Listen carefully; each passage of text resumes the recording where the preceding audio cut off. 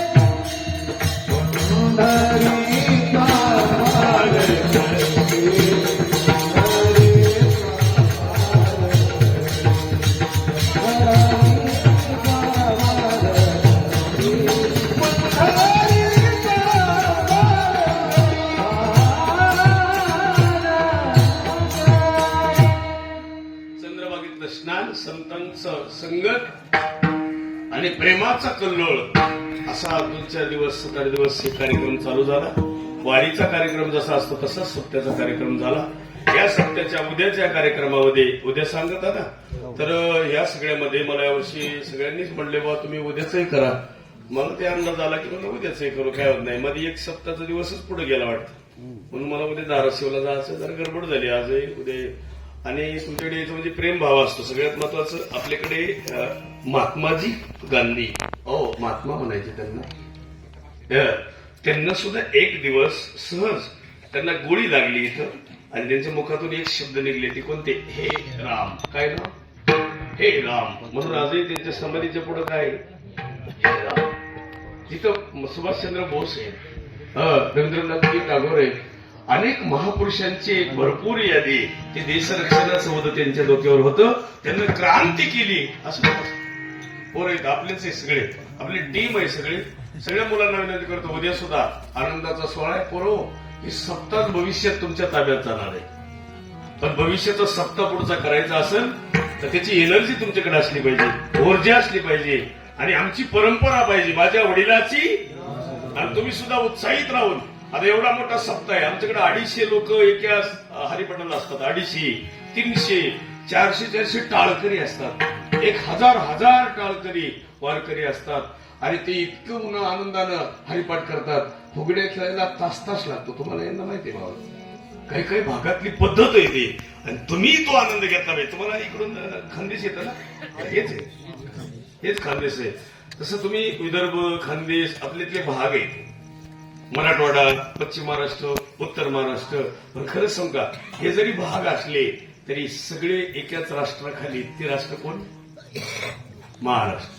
सगळे एकाच छायाखाली, एक मुख्यमंत्री, एक मुख्यमंत्री. राष्ट्रासाठी का होईना राष्ट्रपती असतो, देशासाठी का होईना राष्ट्रपती आहे.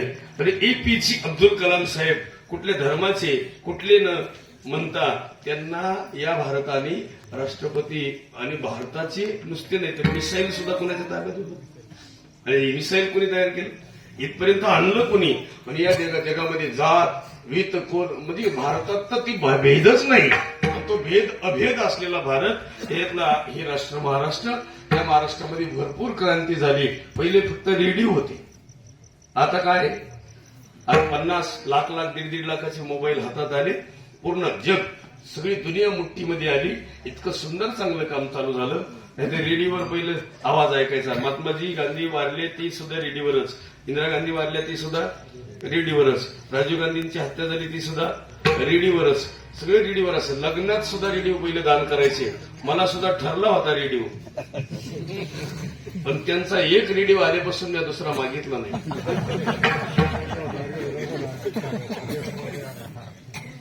इथे गरीब बाबा तुम्हाला रेडिओ आहे का नाही? आहे, तर तुमचा वाजत नसेल. चौकार बाबा तुम्हाला रेडिओ आहे का? किती?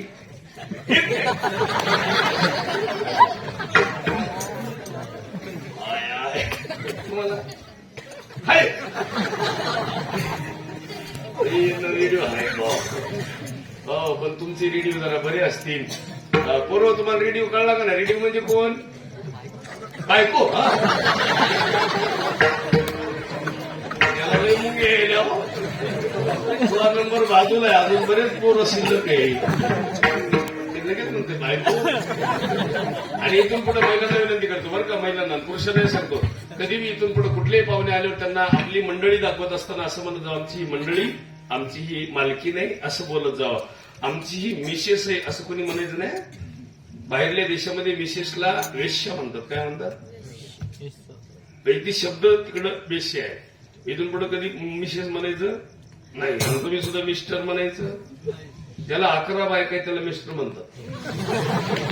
47 बायका आहे त्याला काय म्हणतात? मिस्टर. तिकडे ती पद्धत आहे, मिस्टर म्हणतात. त्याच्यापेक्षा आपल्याकडं आमचे पतिराज आहेत. पप्याचा बाप म्हणलं तरी चालं, गुड्डीचा बाप म्हणलं तरी चालं. कुणाचाही असं नाही, पण कुणाचाही भेद नाही. अभेद असलेला महाराष्ट्र आणि अभेद असलेली जीवनाची व्यथा आपल्या जीवनामध्ये रुजली. कुणाचंही नाव न घेता सगळ्याला विनंती करतो, इथून पुढे आपल्या जीवनामध्ये आनंद आणि सुख आणि समाधान ही कशाने मिळते? एका वाक्यात सांगतो तुम्हाला. तुम्ही ठरवलं तर सुख आणि तुम्ही नाही ठरवलं तर दुःख.